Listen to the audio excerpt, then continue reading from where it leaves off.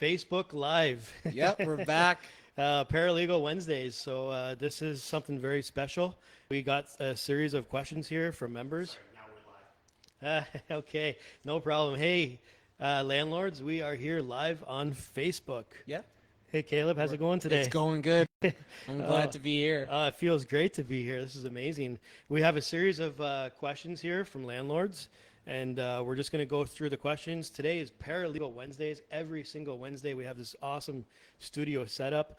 We got the mics working. We have our team working right behind the camera here. We got our lights going on, and this just feels really great to be here today. It is, and you know what, Paul? This is an evolution because like a couple of weeks ago, we were doing this, just responding on Facebook, and we weren't able to kind of show our face and share our voice, and so to see it evolve and kind of metamorphosize into this is really cool. Oh man, it's awesome. And like you're seeing us right now on the camera, and we look around in the office here. We have our entire team. I mean, you're not the only paralegal with us. No, definitely not. And we have a team. We have a full team of different professionals in the office, and they're all working in the background, doing what they have to do to keep the machine rolling, right? Yeah, that's amazing. So yeah, let's dive right into this. Just a quick, I just want to introduce Caleb. So calebmintah, he's our licensed paralegal. He is our in-house paralegal right here with us, managing our entire paralegal operations for our Facebook group. So when we are doing our consultations, Caleb is the one talking. And he's giving the advice to landlords and directing them, and what needs to happen and, how we can help the landlord. Myself, I'm a realtor, so I've been licensed for 21 years. I founded this group, and I know this business, and I know it inside out.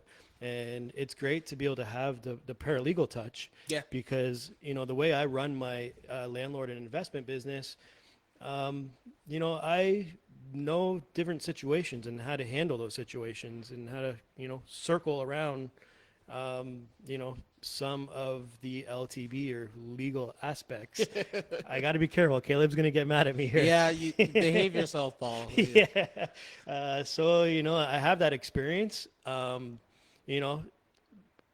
when we do help landlords, it does add so much value because I'm able to give advice that, many other people just can't do in this business. And to be able to have that team, to be able to give this information is so powerful. Yeah, there's always, multiple perspectives to scenarios, right? I have the legal look where I'm looking to see how we can apply the law and how it's relevant and, what the limits of the law are.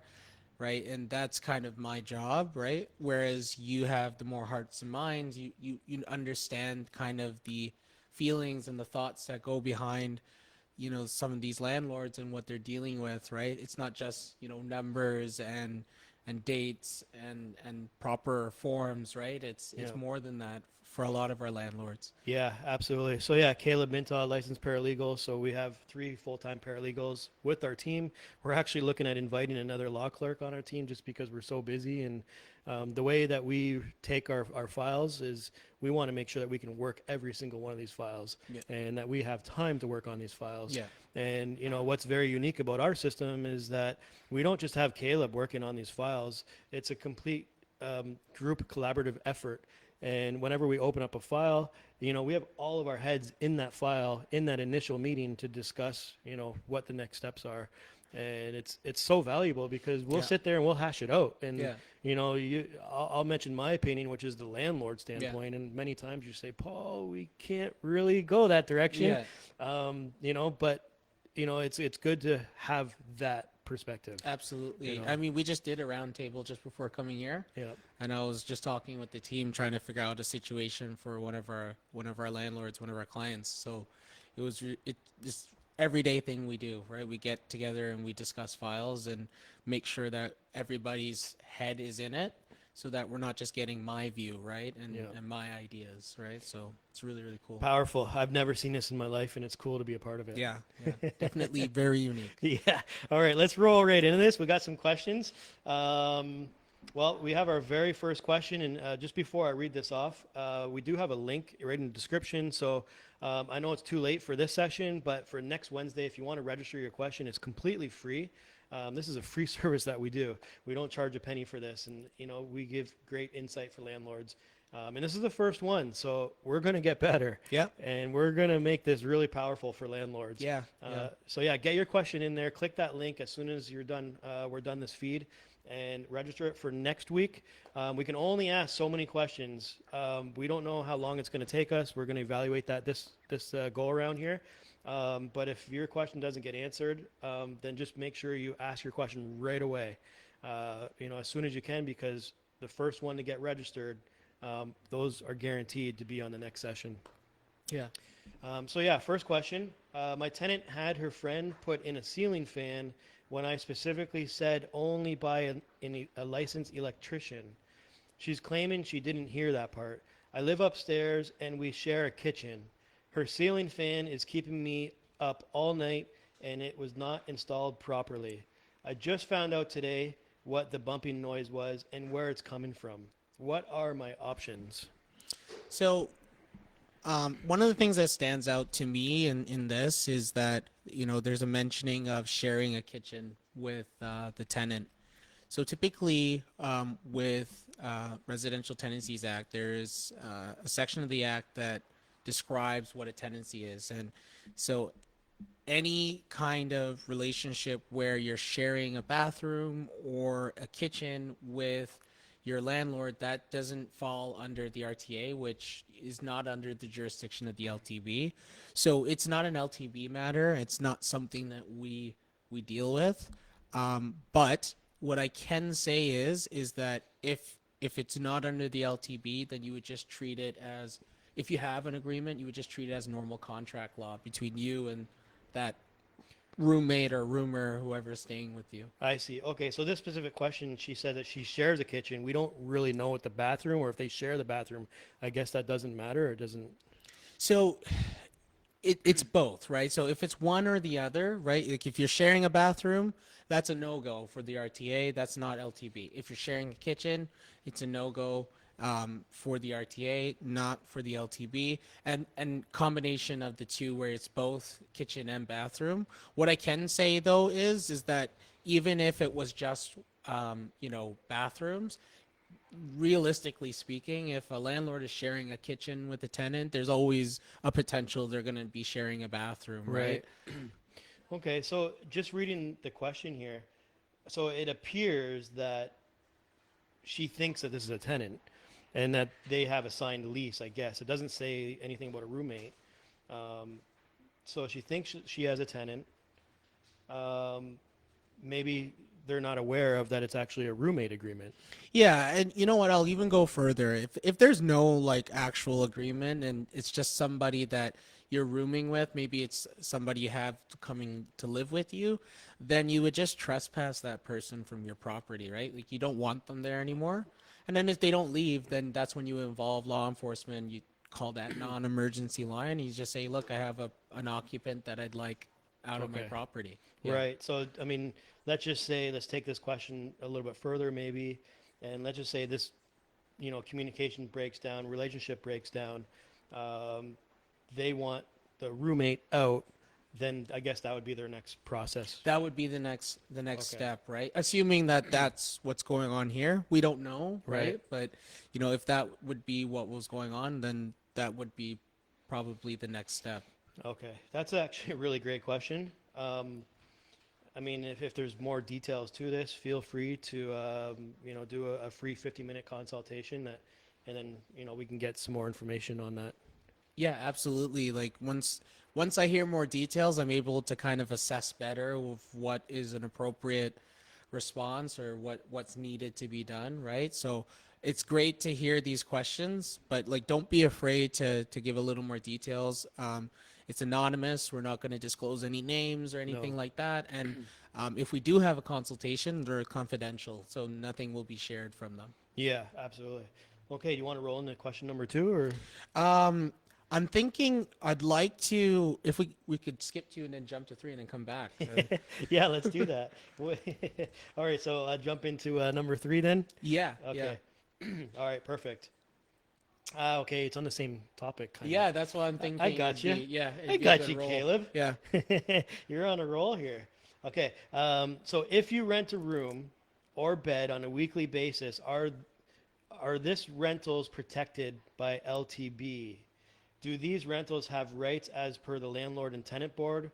Can you give a week or 2 weeks notice termination they lease for non-payment of rent, or do you have to go provincial court to terminate their lease? So I think he's talking about provincial court, but um, or what I would say is with this question is you have um, 2 avenues that it could apply to, right? So if you have rooms that you're renting, right? Um, but you signed a lease with all of the occupants of the rental unit, then it's just a normal lease with multiple tenants to the lease, right? Which would just be the same as having one tenant. You're going to serve your notices on all your tenants and name them properly and all that stuff. Right. But if you're just renting out a room and it's not a separate, like, room A, B, C, and D, and it's just rooms in the house, um, and they're not signing leases, right? You kind of have a boarding house situation. So what typically has to happen in situations like these is you have to do an application to see if the act applies. That application allows you to go before an adjudicator, present your situation, your evidence, and show your information, and they will determine whether or not your situation falls under the RTA. Boarding houses don't typically fall under the RTA.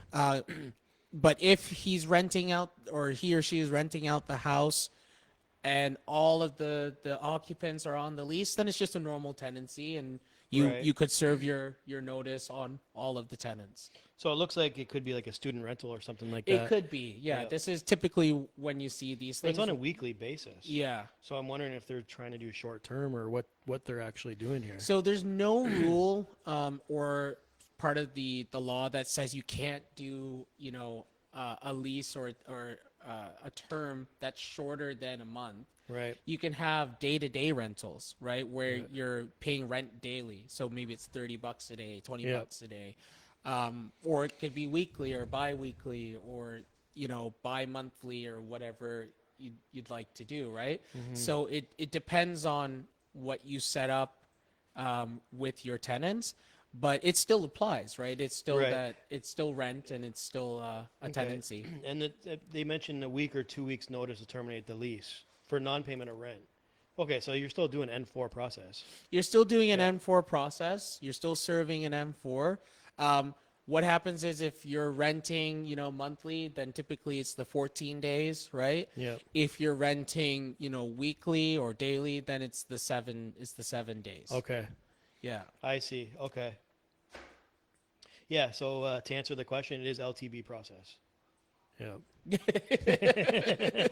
Yeah, it is. It Yeah. is. It is LTV, assuming that we have that lease and it's not a boarding house scenario like what we were discussing. Right. Then yeah, it's 100% normal tenancy. Just has a lot of tenants to it. That's all. Yeah, okay. Yeah, we don't have too much information to go off of, but no, that's a great question as well. So hopefully we were able to answer that. And if we didn't, then, free 50-minute consultation. You can click the link. It's going to be either in the description or one of the comments, but you'll be able to do a consultation with us, and we'll get more details and be able to help them out that way, right? Absolutely. Okay. We good for the next question? Yeah, I want to jump into it. I'm on a roll. Yeah. All right, back up to number 2. Absolutely. All right, perfect.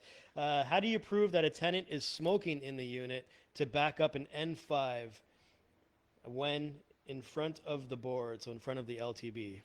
So one thing that is important to keep in mind is that all decisions and orders that come from the board are adjudicated upon by an adjudicator, right? So a member of the board or an adjudicator. So It depends on what evidence is being provided at the time, whether or not you can prove or back up. All decisions are at the discretion of an adjudicator.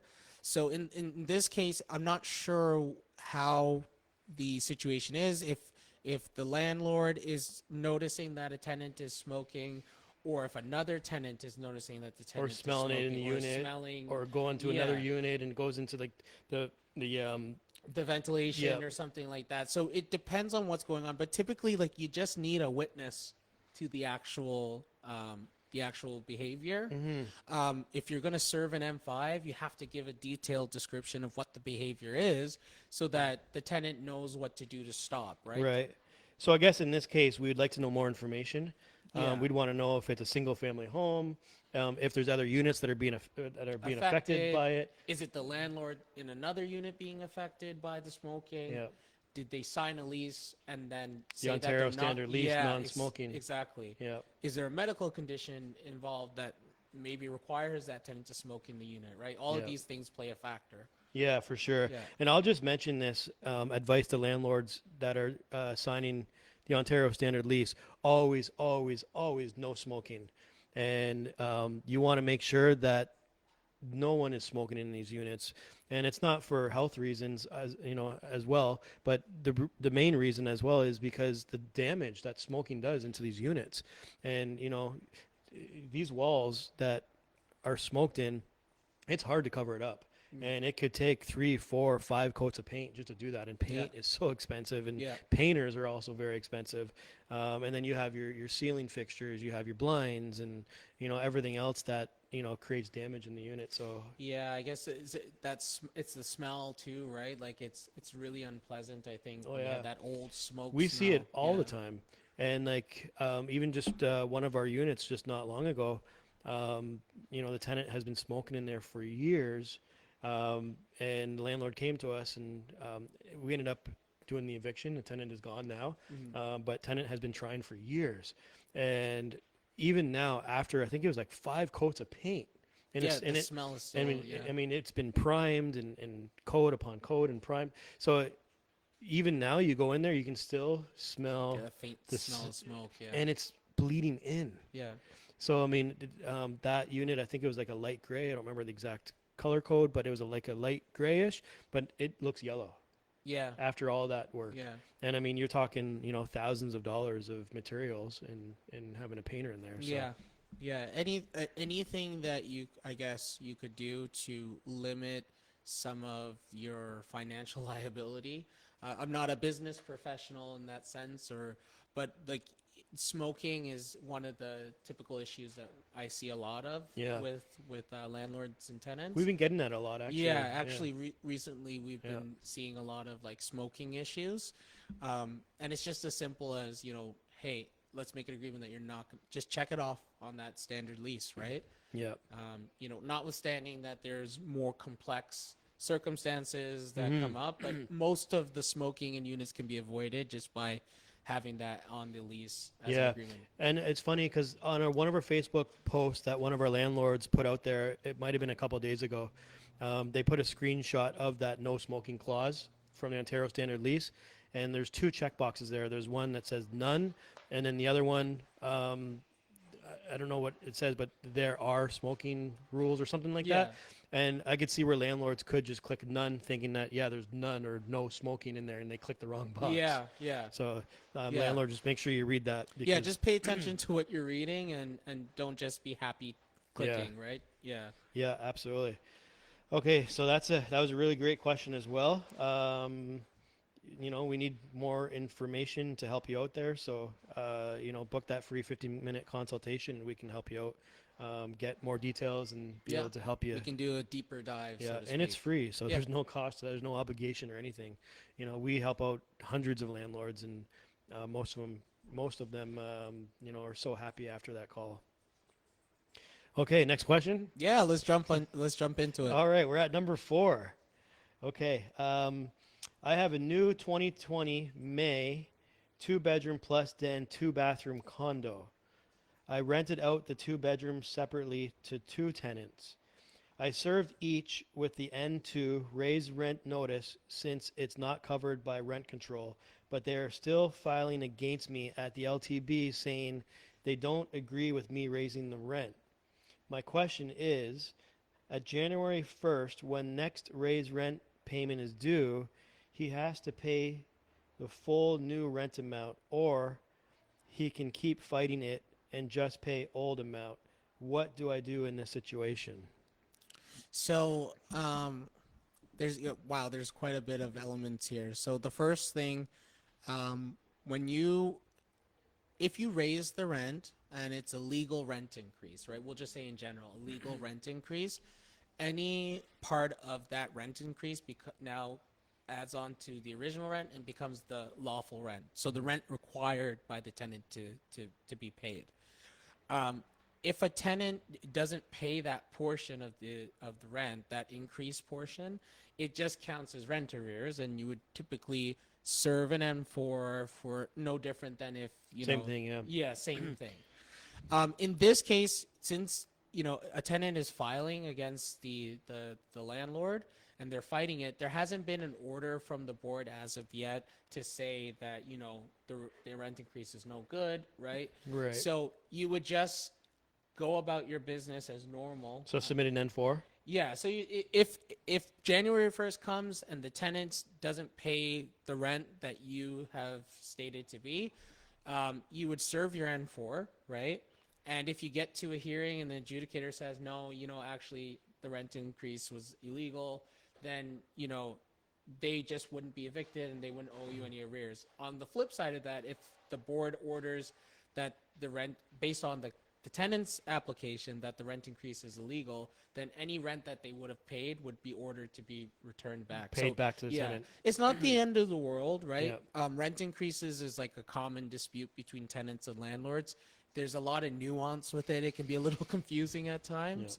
But, the rent increase, if it's supported by the board, then you're good to go. If it's not going to be supported by the board, then you'll know, and there's easy way to remedy that situation. Okay. Yeah, so basically just January 1st, if that's not paid, issue the N4 on the 2nd, and then just continue about your business. And you wait the 14 days and you file the L1? Yep. Okay. Yeah. And Okay. then when you get to your hearing, that adjudicator is going to hear your evidence and determine whether or not, hey, is this the lawful rent? Is it actually owed? And then you'll have your matter heard, right? Right. One or the other, either the tenant's application or your application, right? Okay. Either way, it'll get settled. Okay. All right. And do not make a mistake. Do not. Don't make mistakes on your forms or your applications. It seems like such an obvious thing to say, but We see it all the time. I see it all the time. Every day. Yeah. Every day there's Simple mistakes. things that are missed. And if you are filing forms yourself, just get legal advice. Just go to, it doesn't have to be me or my team, but go to a legal professional, go to a competent legal professional, have them take a look at the form and just tell you if you did it properly, right? It's a simple thing, because you're going to wait months for your hearing date, get there, and then the adjudicator is going to let you know. I'll just give them some Yeah. advice. Call Caleb. Call Caleb. Yeah, we're here. Yeah. Book a consultation and let us talk to you and Yeah. find out what your situation is. And then we do reviews all the time, right? Yeah. That's what we do before we jump into the files. We always review the documents. Right? Yeah. So yeah, come and talk to us. Okay, that's great. Anything to add on that one there? Just remember though, be careful when I guess this is just a bit of like additional advice, but like just remember to be careful when you're increasing rent, right? That's always going to be seen as a negative to a tenant. Yeah. Nobody wants to pay more for something, No. right? So don't be surprised if you're increasing rent and a tenant's not agreeable to it. It doesn't mean that the rent increase is illegal. It just means that it's an unpleasant thing Yeah. for someone to Well, deal I'm with. actually really glad that you said that, because what's triggering in my mind is always increase your rents Yeah. every single year and do not delay. And I say this time and time and time again. I mean, it just happened to me where I had a client, trying to sell a building, Yeah. and the market rents are nowhere near the $1 million value that he wants to sell it at. Yeah. And it's just impossible. So, um, we have to make sure that we are increasing these rents every single year. Yeah. Because if we don't, I mean, our utilities are going up, our taxes are going up, Yeah, our there's insurance is going up, inflation. our maintenance is going up, even just the grass cutting, the salt that we buy, that we have to salt every winter is going up. Every single expense is going up. So, I mean, just the small increment increase is not Yeah. much. I mean, 1.5%, I mean, really is not a lot. Yeah. And I think that's something that we have to do every single year. Do not delay. Yeah. And what's going to happen is if you don't do it, 5 years down the road, the market value on that property is not going to be the same because we're not going to be having the income value that that we're hoping to get. So we have to make sure we always increase those rents no matter what. Yeah, it's it's not in every circumstance for every landlord. It's not going to be like hundreds, thousands of dollars at the end of the year. But I mean, if you're not even trying to keep up with inflation, then you're losing out. I've seen some landlords that they have never done a rental increase, and they're well below market rent and barely able to. They're paying out of pocket essentially for the tenant to live in the unit, right? Yeah. So that's a hard situation to be in. Yeah. Okay. I got our team behind the camera there. You got a question there for us, Brian. Sorry, I put you on the spot there. Is that related to the questions that we're putting out here? So we had one of our landlords in chat ask. In a live chat. Yeah.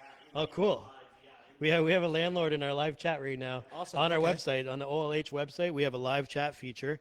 So our landlords can, join in the live chat there at the same time. Is that on the live chat feature or on the Facebook Live? The Facebook Live, not Ah. HubSpot. Oh, okay.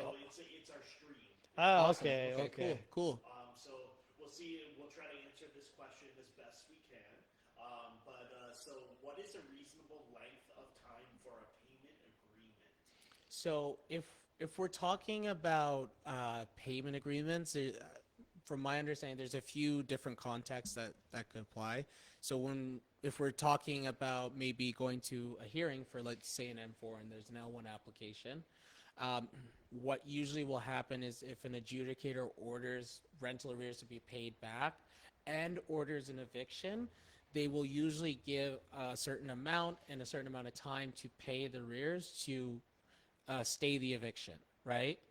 If that's what they're talking about, that depends on the amount of arrears, right? And it also depends on Whether they like the tenant or not. I mean, again, Yeah. because it is at the discretion of the adjudicator. Yes. They don't always grant this. And it depends on how many times the tenant's been in arrears. It depends on, how long they've been in arrears, right? So these are all factors that could play in. If they're talking about maybe, like a payment plan, so sometimes an adjudicator won't order an eviction, and they will order payment of arrears, but they'll order it on a payment plan, so a payment agreement essentially, Right. where they have to pay a portion of the arrears back every month, included with their rent. Right. Yep.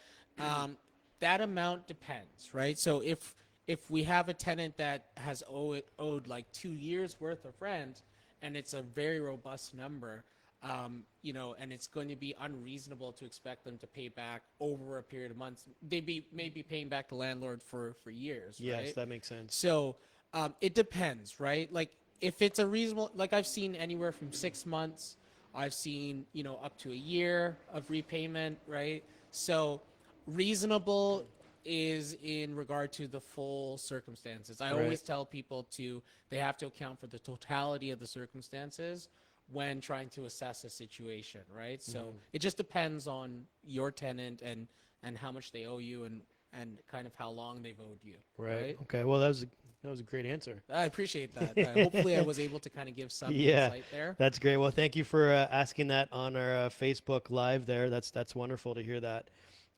Rolling to the next one. Yeah, we can jump right in. Okay, I'm we're ready at to go. question number 5 here. Okay, I have a property that Okay, sorry about that. Let me just restart this. I have a property that I've rent out to a family. In the lease, I did not include 2 rooms in the basement. Earlier this month, I moved into the property, but the tenant refused to sign an amendment to contract or new contract. He just wrote in an email, I am writing to notify you that, as we all agreed, the house rent becomes $1,900 per month starting in December 2023 until you no longer use the basement. I want to know if that's enough to prove it's now an owner occupied rental because he's been saying he'll move out for months and still haven't. I will eventually have to ask them to move out. So, there's quite a bit of things going on here in this situation. There is, eh? The first thing is you can always ask a tenant to move out of a unit, but I mean, there's no obligation for a tenant to leave just because the landlord asks.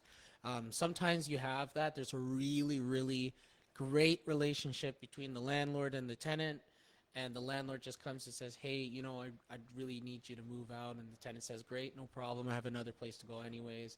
And then that's the end of it. In this situation, it doesn't sound like the tenant is going to be kind of agreeable to do that. So you'd probably have to, Open up a can of worms here. open up a can of worms, Yeah. serve a notice. But here's the problem. So if you have a lease with a tenant, right, and they're leasing a property, right, and you have the rental address, and let's just say it's 1500, America Street, right? There's no upper unit, there's no lower units, just 1500 America Street, postal code, L1, Z, whatever, right? Straight address, no upper, no lower, no unit 1, unit 2. So for all intents and purposes, the full address of the house is being rented. Whether or not that's included in leasing, the 2 rooms in the basement, is not going to really be relevant in terms of reading into what the rental unit is, right? Right. Yeah, because we don't know whether they're sharing any of the common.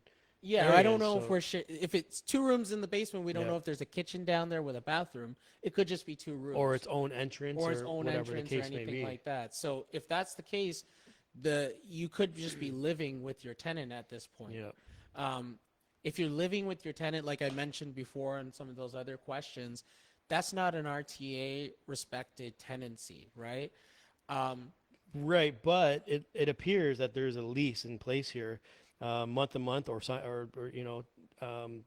regardless, there is a lease in place here. It appears to be, so the tenant, the landlord just can't move in and turn it into a roommate situation. No. So if you already signed that lease and you had a proper lease, a landlord can't just hop into your house and start living with you. Sorry, that's just our mascot camper, our OLH Yeah, dog here. our office dog. Yeah, we all have dogs in the office. We're dog lovers, so excuse the singing from the pets. But you can't just move in with a tenant. So if that is the case, right, and there is no separate living space, it's not a separate unit, you are effectively living with the tenant. And even if there wasn't a separate, even if there was a separate living space with a kitchen and Right. bathroom, if the tenant believes and if the lease kind of reflects that they have the whole occupation of the house, you're still technically moving in and living with the tenant. Yeah. In this case, it sounds like the tenant is saying, I'm not going to pay full rent if you're going to occupy a portion of space. my space that I was originally paying for. Yeah. I think that's what I'm understanding. But I mean, I'll just say this. It is never a good idea for a landlord to live with a tenant in any respect. So even if we have a upper unit 1 and a unit 2, or a basement unit and a main unit, or upper unit, lower unit, it's never a good idea for a landlord to go and live with their tenant. If they have the option, I know that not everybody has the financial situation to live elsewhere Yep. away maybe that's their only property, right? So I understand that. But if you have the option of not living next to your tenant, don't do that. It usually leads to problems. I've seen this a lot. So just avoid it. Avoid Yeah. it if you can. Yeah, absolutely. I mean, I think we need more details to really answer this question, but it does appear that there's a lease in place. The tenant is occupying the space.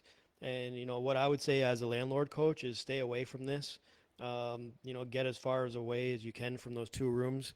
It also appears that you mentioned that the tenant is saying that he'll move out for several months and still has not moved out. So, and that you want to ask them to move out. So it appears that you just want the tenant out and maybe squeezing them out, which is it's gonna put the landlord in a vulnerable position. Yeah, you're opening yourself up to a lot of just by, like, based on what I'm hearing, right? If we assume that, it's just two rooms in the basement and it's no separate entrance and you're just walking through the house to get down there, you are opening yourself up to a whole bunch of liability. That's a very dangerous situation to put yourself in. I would not do that, right? I would say that it's best to always respect the lease, respect the tenant, and if that's their living space that you're providing for them in the lawful rent, you have to respect it. You have your obligations and responsibility as a landlord. You have to maintain them. Yeah, absolutely. And if it is a case where you want the tenants out for whatever reason, whether they're always late in rent or whatever the case is, I mean, we could, get more information from you, have that free consultation for 15 minutes and develop a strategy, to work with the landlord and work with the tenant and find a mutual ground and to find a solution that this landlord's going to be happy with. Yeah, there's always an appropriate way to deal with situations. I always, again, look at the law and look at how it's applied and the legal aspects of it. And this is definitely well outside, the confines of that. So definitely needs to have more of a conversation. If it's not with us, I would seek legal advice for sure. Yeah. Yeah. Absolutely. Finish that one off, or do you want anything you want to add to it? Just let me reiterate, do not live with your tenant. No. Don't do it. If you can avoid it, don't do it. Yeah. Yeah. It's just best not and if you have to do it properly and have a proper roommate agreement. Yeah. And I mean, look at the world today. I mean, let's face it, it's times are tough. Yeah. And it's expensive to live. And, a lot of people live in houses where, maybe it's difficult to make ends meet. Yeah. And, if you're going to invite somebody to move in with you, just do it right. Yeah. Yeah. There's ways to do it that can protect you and protect the person who's going to be living with you, right? Yeah. Maybe you live in a 5-bedroom house by yourself and all your kids are moved out and you just can't afford the house and and you're trying to find ways to kind of cover that mortgage. Yep. We totally get it, right? But don't do it the wrong way and then put yourself in. And honestly, get the right legal advice. Yeah. So, I mean, I know with us, we give that 15 minutes for free, but maybe it's not enough time to give the landlord a full scope or full strategy, or, a full direction of what they should do. No, exactly. And quite honestly, if it's going to cost you, $100 or $150 to do the right legal thing, it's going to save you thousands in the end. Yeah, in the end, you're going to be saving thousands in, maybe legal representation and thousands in compensation. Non-payment of rent, or who knows? And non-payment of rent, yeah. And stress. Time and all of that. 'Cause, for us, I mean, we're so busy in our daily lives where, stress and not being happy and, not waking up in the morning and feeling great about the day ahead of you is more costly. Absolutely. Yeah. When you're not at your best, you can't be an effective member of your family. You can't be efficient at work. You can't, properly participate in your community, right? Like it's really not a good situation. And quite honestly, I know we're kind of going off scope here, but landlord business is actually a really easy business. And it really is. It is an easy business. If you follow the right lines, you do the right things, and you manage it properly. Yeah, and dot your I's and cross your T's, so to speak, right? And it's not hard. It literally, it's become a digital business and a communication business. Yeah. And but we're not going to get into that because this is a whole other scope and direction. Maybe but, for another Paralegal Wednesday, right? Yeah. Let's jump into number 6. Seeking thoughts from the group on the period of time for a payment agreement. We just had this question. Maybe it's the same one. I think maybe it's just somebody had the same question. So I guess Yeah, Yeah. great minds think alike. Let me right? just finish the question here, and then so a period of time for a payment agreement currently owed $9,300 in arrears, and was curious if people have insight on how many months a long payment, how long a payment period the LTB generally sees Okay. as appropriate. I think it's the same question. It might be the same person. I don't It know. might be the same person. Yeah. Which is fine. We'll answer it again. Yep. There is a little more information now. We have an actual rental arrears amount. So, in this regard, right, if it's $9,300, it's going to depend on what the monthly rent is, right? Like if the monthly rent is $300, right, then repaying and depending on the income of that tenant and whatever circumstances that they explain to the adjudicator. Let's say they have a healthy income, right, and they're only paying $300 a month in rent. They might be more than capable of paying back $1,000 a month to get caught up in their arrears, right? So that's something that's determined by the adjudicator and determined by the submissions of the landlord Yeah, and the tenant in that hearing. So again, it's going to depend on how long they've been in arrears, how much they are in arrears. In this case, if the rent is $9,000 a month, it might just take, 2 split payments to get caught up. We don't know what the rent is, but the amount is going. I would say if the rent is $1,000 a month, 18 months wouldn't be unreasonable to expect, right? To do a payment plan to try to get 18 caught. months. 18 months. 18. Yeah. Whoa. Yeah. Yeah. Because the thing is, like, the adjudicator is always going to be looking at procedural fairness. Yeah. And you don't want to bankrupt a tenant to try and recompensate the landlord, especially if you're putting the tenant in a situation where they're going to financially not be able to afford to pay you back. Right. They're probably just going to go into arrears again. So I guess, if it's a good tenant, and there's no damages, there's no N5s at play here. Yeah. Anything along those lines. It's great that they come this far where there is an agreement. Yeah, at And, least. I guess in a sense I would be happy that there's an agreement in place here. Yeah. And knowing that, hey, cash is in the bank. Yeah. You know. You know what? Like sometimes it really is the case that a tenant just really genuinely is financially struggling and they're trying to choose between paying rent and maybe eating and feed and keeping their lights on at least, right? And they don't want to hurt their landlord, but they just don't know where to find the money. Right.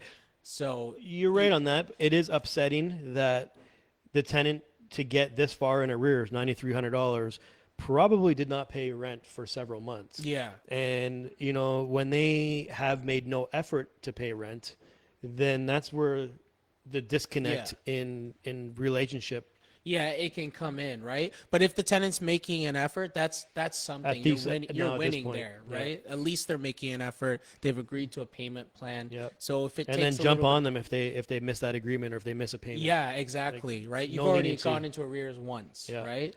And a lot of times what happens here, and this may not be the case, but I'm just saying for, other landlords, that $9,300, I don't know if that N4 was delivered on the second of the month on the first time the tenant missed the payment. Yeah, yeah. So, we have a lot of landlords that come to us where the tenant hasn't paid in 3 months and they're beginning the process. Yeah, I couldn't tell you how many times I've had, a landlord tell me like, okay, my tenant owes me rent. I say, okay, so how much do they owe you? And you hear something like $12,000 and they're 5 months behind. And you're like, well, why didn't you serve an M4? And they're like, well, I was just seeing if they would pay me back, right? An N4 is voidable. So if you serve it and a tenant pays you within that 14-day period, it voids the M4. You don't have to evict them. And I think a lot of landlords think that they have to evict their tenant. Yeah. Not necessarily. It's just letting them know that that they do have to pay the rent. Otherwise, they can't continue living there. It's not, you're providing that accommodation, right? But it's a paid accommodation. So, it's good to keep that in mind. Don't wait too long to serve an M4 or just keep letting Don't them- wait any long. Yeah. Any long. Yeah, don't wait next any- day. Yeah. Yeah. It's not even fair to yourself or the tenant to let those arrears get to that point where, like, how are you even going to deal with this? How are you going to pay it back, right? Yeah. Best to deal with it when it's small. Right 'cause away. The tenant probably will have a better opportunity to pay you back anyways if it's not too big, right? Yeah. So there you go. Yeah, for sure. That was a really great question and answer. Yeah, we were able to expand on that, so that's pretty neat. Yeah, yeah. So let's move on to the next one.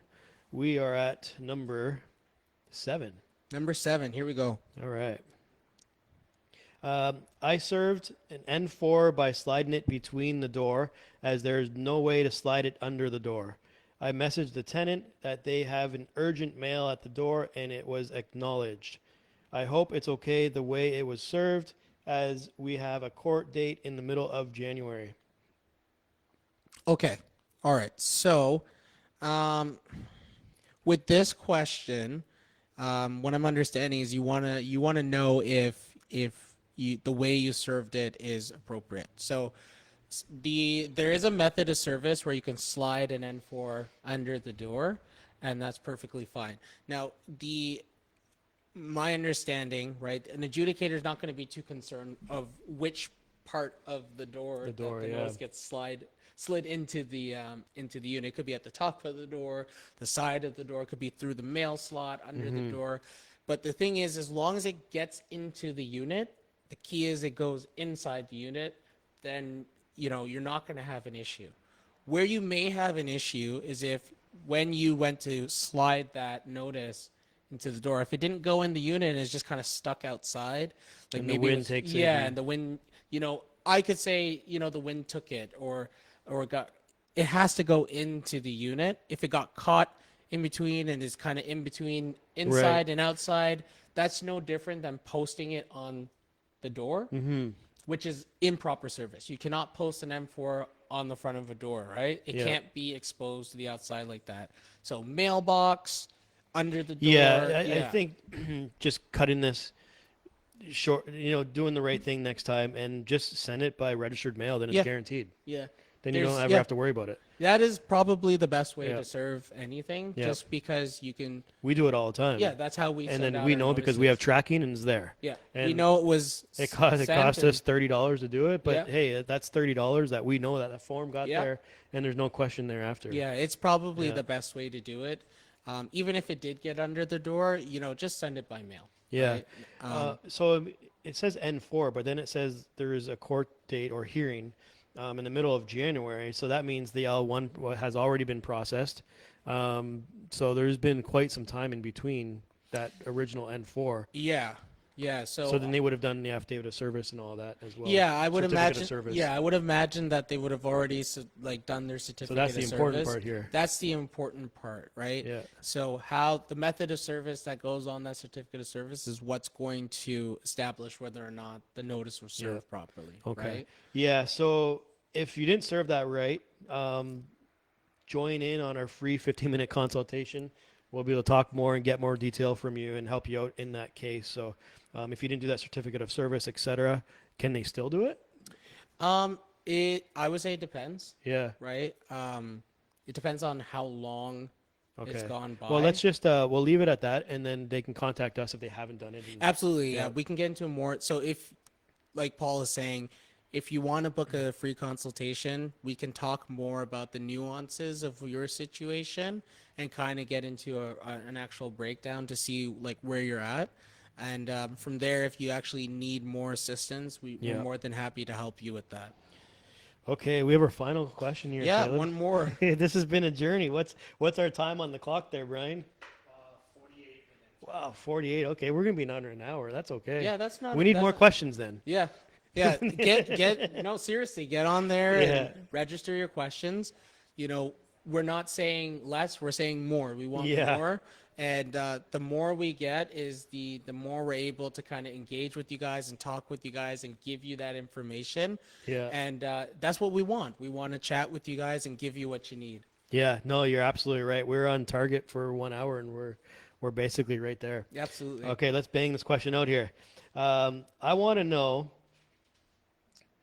I know, I see that. So we have the sun hitting Caleb's face there. So we're gonna have to get an umbrella or something. Yeah, I'm sitting right in the sun. But you know what? Yeah. A little bit of sunlight never hurt anybody, right? You know what the audience doesn't see is that we're actually wraparound windows everywhere. So Yeah, we like the light. It's not always great for the camera though, right? that's okay. We'll work around that. I want to know if one tenant on the lease, if he's brings someone to live with him when, sorry, let me repeat this question here. I want to know if one tenant on the lease and he brings someone to live with him when he moves in. I serve both tenants notice because she is the one paying the rent. Is the application valid to have both names on the eviction notice? So when you sign a lease with your tenants, whoever has signed the lease as a tenant, that is a party, right? That's going to be a party to your proceeding. Right. If you have two people sign a tenant, you only serve one person, or you only name one person on your notice or your application, then you're not naming all parties to the proceeding, right? So if that person didn't sign the notice, they may be paying the rent, but that doesn't mean they're your tenant. So you have situations where you have somebody sign a lease with you and they have a guardian or they have somebody who pays the rent for them, right? The person paying the rent to you doesn't necessarily mean that that person is your tenant, right? If they're living in the unit, they're nothing more than an occupant. If they're paying the rent, then that's just where the money is coming from, right? Your tenant is the person who signed the lease, right? So your issue would be more if that person was on the lease and you didn't name them on the notice. So you don't need to name non-parties. Right. We'll call so them. just be the original leaseholder. Yeah, just the original leaseholders, whoever's on the lease, whoever the Yeah. landlords are, whoever the tenants are, those are the people that So go if on she the put notice. both names on it, is it still valid, her application? No, because this is it's a depend situation, but I would say typically that if you put the wrong name or the wrong names on a notice, it's not usually going to stay valid, but again, it's always up to the discretion of an adjudicator as to Right. whether or not it's going to be permitted, right? But So to be safe, I would say if this is a recent N4 or something along those yeah, lines, I wouldn't wait too long. then just redo it. Yeah, if you have the opportunity Yeah. to reserve something, it happens. It happens sometimes where you put an error on a document, and you have to reserve it, right? It's not the end of the world. Just reserve it and start again. Don't wait 6 months to a year and then say, okay, now I'm going to deal with this, right? Yeah. So there you go. Okay, awesome. Well, that's our 8th question. This is awesome. It feels great to be here, and we've been working at this for such a long time. We've been talking it for a long time. I've been dreaming about it since the moment I started this group 10 years ago, and quite literally, it took us up until December 13th, 2023, Yeah. to yeah. get here. It was quite the. I didn't have to wait as long as you, right? But I definitely got to see the evolution, Yeah. right? We went from our Facebook Paralegal Wednesdays where we're just responding to questions in the comments, right? To now we can really engage with the community and they can kind of get to see us as Yeah. people, right? Well, So this is really cool. Congratulations, man. We did it. All right. Thanks, everybody, for joining. This is Paralegal Wednesdays, every single Wednesday. Register your question. All you have to do is click the link and register your question. Just that's going to send us into our emails. We're going to get that form. We're going to submit it onto the back end of our system. You can see how long it took just to answer 8 questions here. Ninth with that live feed question. So 9 questions took about an hour. We have about this time slot capped off for 1 hour. Yeah. If we didn't answer your question, please ask it again, submit your question, and we're going to be doing just the first submissions. We'll get those questions registered for next week. So if you have a question you want us answered for next week, get it registered as quickly as possible. Yeah. And you know what? Don't be afraid to get some detail in there, right? Like, put as much detail as you can.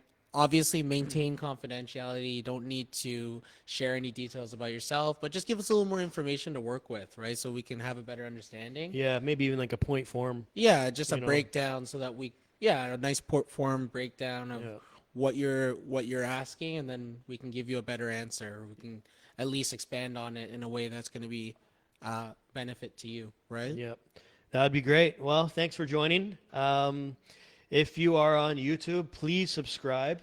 Take a moment. If you really valued, the information you got here, please take a moment and subscribe. It's super important. We do want to do live feeds, Q&As on YouTube, but YouTube is telling us you need 1,000 subscribers. So we need to get there. We need your help, and we hope that you can help us do that. And not only that, let's put a review link. So we get a couple reviews on Google as well. I think that'd be great. Let us Let's know throw if you that did. into the comments. If you found this information useful, we would love that. That would make our days. I think we'd go home eating dinner, and you'd probably text me and be like, "Hey, we got a review." Yeah. So it's gonna make our nights. We're gonna sleep great. We're gonna wake up tomorrow and help landlords run their business, and that's our goal here at OLH. You can visit our website. You can see all the different things that we offer. Paralegal help is, number one. We do it very well. We do it very uniquely. So give us a call if you need any paralegal help. Property management. We do property management in every single city and town in Ontario. We Yeah. have a really unique system Yeah. that no one else is doing. Yeah. So if you need property management, it's as little as $15 a month per unit. So it's very cheap. And not only that, we also do real estate. We do real estate in every single corner of Ontario. Yeah. So we can sell a property in any town in Ontario. It gets posted on realtor.ca, the MLS system. And not only that, it's the rental part of it. So, we can post rentals in every single city. So landlords who are out there who want their properties on MLS, you can just get a package, post it on MLS. You can show it yourselves and not pay, a big 1 month's rent commission. Yes. But that's a conversation for another day. I just want to let all of the landlords know that we do it all. Yes. Everything for the investor. Yeah. But yeah, thanks for joining. We appreciate it. And we will see you Paralegal Wednesdays next Wednesday. Yes. All Next right. Wednesday we'll be here. Not wearing the same clothes. Well, maybe. We got to keep track of what we're wearing now. I put that out Hold there. on. Now we got the problem. Let me make right? a note. Hold on a second. I'll take a screenshot here. All right. Thanks, landlords, for joining. And you have yourself a great day. And like I always say, what do I always say? What do you always say, Paul? Happy landlording. Happy landlording. There it is. All right. Take care.